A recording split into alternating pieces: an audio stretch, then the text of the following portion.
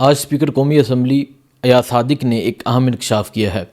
اس میں وہ کہتے ہیں کہ میں محسن نقوی اور بیرسٹر گوہر کانفرنس کال پہ تھے، عمران خان کو شفٹ کرنے کے حوالے سے کیا بات ہوئی وہ آپ کے سامنے رکھتے ہیں، اور پھر میں نے کیا کہا، 1 ماہ شفٹ کرنے کی بات ہوئی، اس پہ عمل درآمد کیوں نہیں ہوا، یہ تمام چیزیں آپ کے سامنے رکھتے ہیں۔ اس کے علاوہ دیکھیں، جب عمران خان کی حکومت تھی تب بھی آپ نے ایک بلیک میلر گروپ دیکھا ہوگا، سنا ہوگا، جس کا یہ کام ہوتا تھا کہ جب کوئی عمران خان سٹیپ لیتے تھے یا جب کوئی چیزیں چل رہی ہوتی تھیں تو وہ بلیک میلنگ کرنے سامنے آ جاتا تھا، جس کا نام MQM ہے۔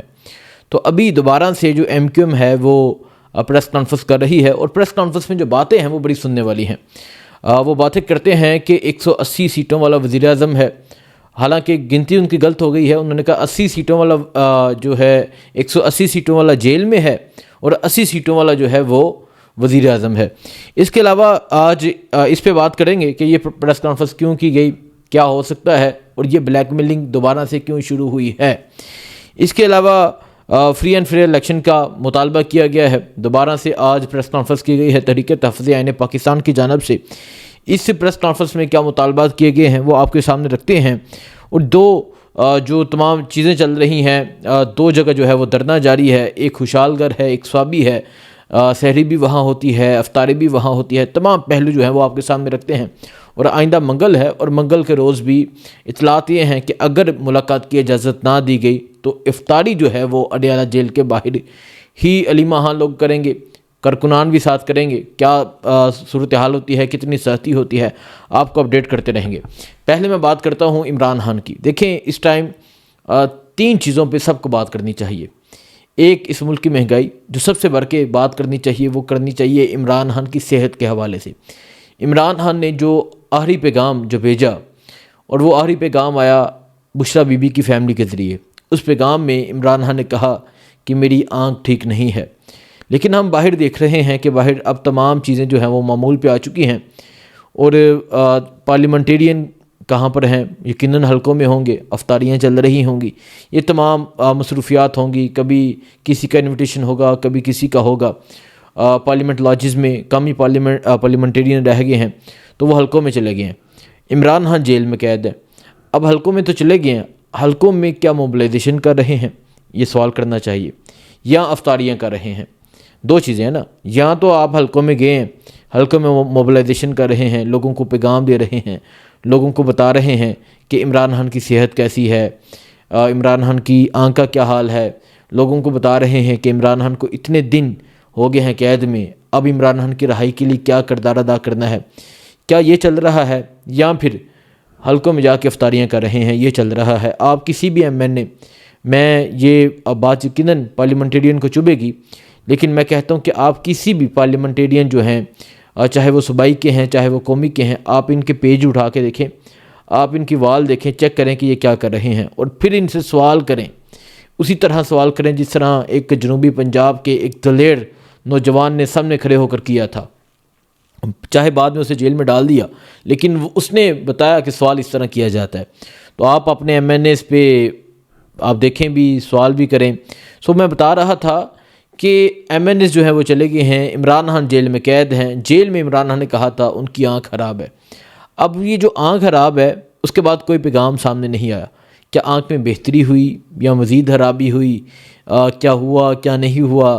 طارق فضل چودھری آ کے کہتے ہیں کہ دوبارہ سے شفٹ کیا جائے گا ہسپتال میں، دوبارہ سے انجیکشن لگے گا، دوبارہ سے انجیکشن کیوں لگ رہا ہے، یہ بھی اہم ہے، کیونکہ یہ کہا گیا تھا کہ یہ جو آنکھ کا عمران خان کو مسئلہ ہے، اس میں پہلے انجیکشن میں بھی آنکھ ٹھیک ہو سکتی ہے، اگر نہ ہو تو دوسرا، اور اگر نہ ہو پھر تیسرا، 3 انجیکشن لگائے جاتے ہیں۔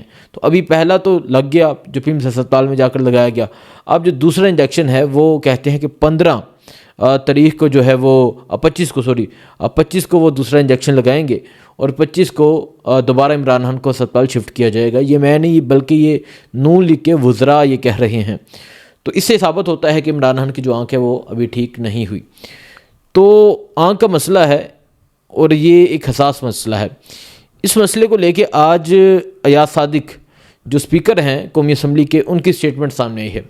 وہ اپنے اس بیان میں کیا کہتے ہیں سنیں آپ۔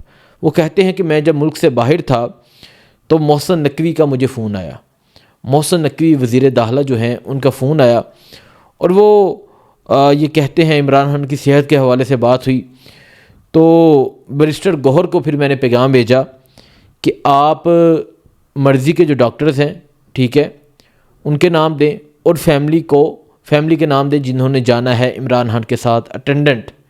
یہ بات بڑی اہم ہے کہ اسپیکر ایاز صادق بیرسٹر گوہر کو, اور یہ کانفرنس کال ہے, اسپیکر ایاز صادق بیرسٹر گوہر کو کہہ رہے ہیں کہ آپ اپنی مرضی کے ڈاکٹرز کے نام دیں اور فیملی کا بتائیں کہ کس کس نے جانا ہے. اور پھر جو ہے وہ کہتے ہیں کہ گوہر صاحب کو میں نے کہا کہ آپ بھی چلے جائیں, جو علاج ہے وہ طاہر سے ہم کر لیں گے, لیکن آپ بھی چلے جائیں, جا کے عمران خان سے ملیں. پھر کیا ہوا, نہ محسن نقوی نے ایاز صادق کی سنی, نہ بیرسٹر گوہر کی سنی, حالانکہ تینوں کانفرنس کال میں تھے, کسی کی نہیں سنی. نہ عمران خان کے ذاتی مالج کو اسیس دی گئی اور نہ ہی عمران خان کی فیملی کو اسیس دی گئی. اب یہ کون, دیکھیں محسن نقوی تو طاقتور ہے نا, یہ تو مطلب ماننے والی بات ہے ٹھیک ہے.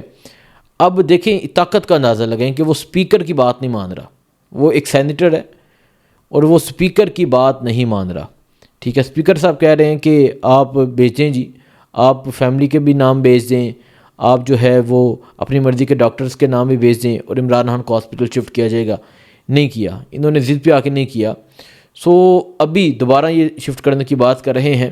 اب اسپیکر کا یہ جو بیان ہے یہ ایک تو یہ ثابت کرتا ہے کہ محسن نقوی, ایاز صادق اور بیرسٹر گوہر یہ تینوں کانفرنس کال پہ تھے.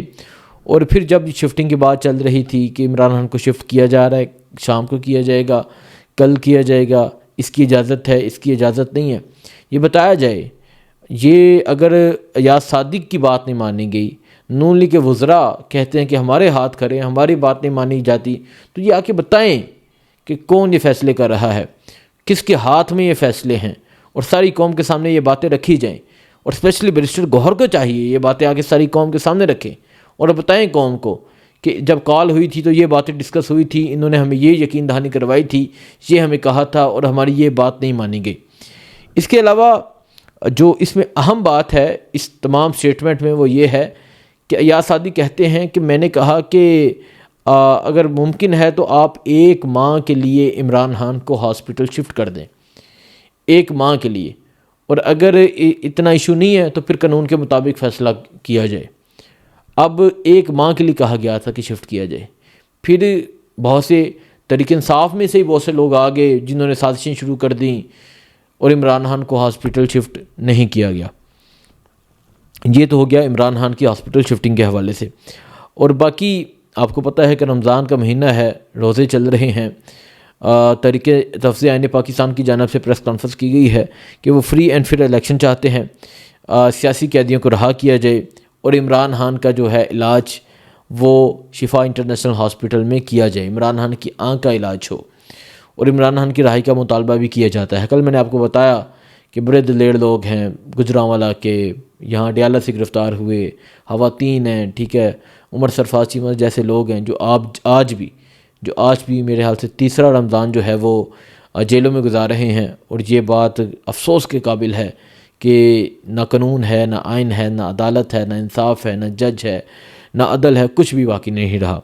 سو یہ صورتحال ہے. باقی اس کے علاوہ سوابی میں ہوشال گڑھ میں دھرنا جاری ہے, اور جو ہوشال گڑھ میں دھرنا جاری ہے وہاں میں کہہ سکتا ہوں 100 لوگ ہوں گے. اور جو ذیشان صاحب ہیں انہوں نے کہا, سینیٹر, انہوں نے کئی دفعہ اپیل کی کہ 5000 لوگ نکلے, 5000 لوگ نکلیں.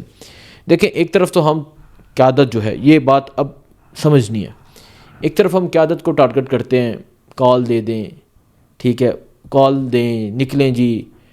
اگر قیادت آپ, پھر ہم ان پہ یہ بھی کہتے ہیں کمپرومائز ہیں, مطلب کوئی ایسا نہیں ہے جو کمپرومائز نہیں ہے ٹھیک ہے, اور پھر ہم ان پہ ریلائی بھی کرتے ہیں, ہم ان پہ بلیو بھی کرتے ہیں. آپ پھر ان کو سائڈ پہ رکھیں. جب عمران خان کی آنکھ کا مسئلہ جب سنا, جو سپریم کورٹ کی رپورٹ تھی, کیا وہ صرف ان کو دی گئی تھی؟ وہ پوری قوم کے سامنے آئی تھی, وہ پوری قوم نے دیکھی تھی.